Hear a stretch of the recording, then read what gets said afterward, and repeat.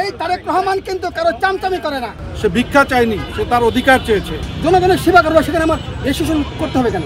অবশ্যই ভিতরে কোনো ষড়যন্ত্র করছে। সেই বিপ্লবীরাই আজকে অধিকার থেকে বঞ্চিত।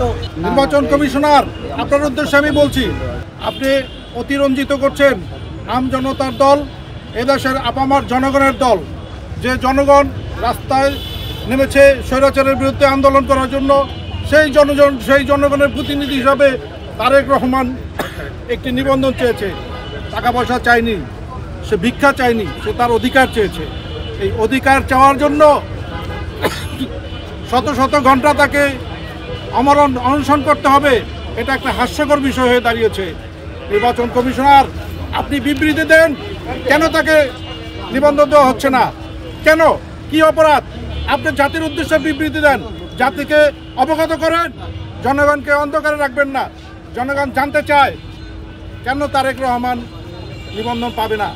নিবন্ধন করতে যে সব শর্ত লাগে, আপনাদের সব শর্ত পূরণ করার পরেও কেন আম জনতার দল নিবন্ধন পায় না, সেইটা আজকে দেশবাসীর কাছে প্রশ্নবিদ্ধ।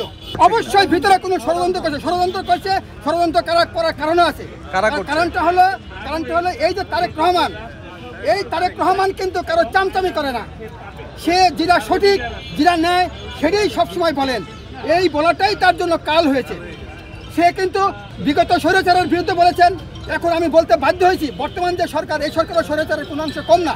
এই সরকারের বিরুদ্ধেও কিন্তু কথা বলছেন। হয়তো এই কারণেই তার এই নিবন্ধন পাওয়ার কাল হয়েছে। না হলে সেটা আমরা এই সরকারের স্বৈরাচারী ফ্যাসিবাদী মনোভাবের আমরা তীব্র প্রতিবাদ। যারা আন্দোলন করেছিল তাদের উৎসাহ দিয়েছেন যারা, তার মধ্যেই তারেক রহমান অন্যতম। তিনি স্বৈরাচার বিরোধী আন্দোলনে তিনি গণতন্ত্রের কথা বলতে গিয়ে, ভোটের অধিকারের কথা বলতে গিয়ে, সাম্য মানবিক মর্যাদা এবং দেশের সুশাসন প্রতিষ্ঠার কথা বলতে গিয়ে তিনি গুম হয়েছেন, তিনি মামলা খেয়েছেন, রিমান্ডের শিকার হয়েছেন।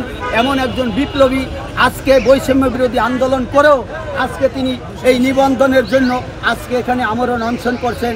আমরা আজকে বৈষম্যের শিকার, তাই আমরা লজ্জিত। একটা বিপ্লবী সরকার ক্ষমতায়, সেই বিপ্লবীরাই আজকে অধিকার থেকে বঞ্চিত। আমার মনে হচ্ছে বাংলাদেশের প্রত্যেকটা সরকারি, প্রত্যেকটা মন্ত্রণালয়ে আজকে সেই ভারতের দালালরাই বসে আছে। সেই আন্দোলনের তারেক ভাইরা আন্দোলন করেছিলেন বিলাই তো বর্তমান সরকার ক্ষমতায় আসছে। কারণ হয়তো এই বর্তমান সরকার ক্ষমতায় আসার কোনো সুযোগ ছিল না, বর্তমানে সিইসিরও এখানে আসার কোনো সুযোগ ছিল না। তাহলে এই আমাদের একজন 24-এর যোদ্ধা, তার রাজনৈতিক দলের নিবন্ধন করতে তাকে অনশন কেন করতে হবে? আমরা দেখেছি জাতীয় লীগ নামে একটা পার্টি, বাথরুমের ওয়াশরুমের করিডোরে তার অফিস, সেও নিবন্ধন পাইছে। সে কিসের বলে নিবন্ধন পাইছে?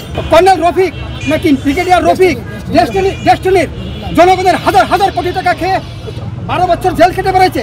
তারপরের দিনই সে আম জনতার আগে আর একটা সরেয়া দিয়ে নিবন্ধন পেয়ে গেছে। তাহলে কিসের বলে এই আম জনতার দলের এই তারেক রহমান কেন নিবন্ধন পাবে না? আর আরেকটা বিষয় আমি যেটা বলতে চাই, সেটা হলো, আমি রাজনীতি করব, আমি দেশের মানুষের সেবা করব, আমাকে রেজিস্ট্রেশন করতে হবে কেন? আমার দলের জন্য শুধু একটা মার্কার নির্ধারিত থাকবে, আমার দলের রেজিস্ট্রেশন করতে হবে। আমি জনগণের সেবা করবো, সেখানে আমার রেজিস্ট্রেশন করতে হবে কেন? আমি এটার তীব্র প্রতিবাদ জানাই এবং আমি সিইসির অফিসের যারা দায়িত্বরত কর্মকর্তা অফিসাররা আছেন তাদেরকে আমি অনুরোধ করব, আজকে রোববার আছে, আজকে রোববারের মধ্যেই আম জনতার পার্টির নিবন্ধন দিয়ে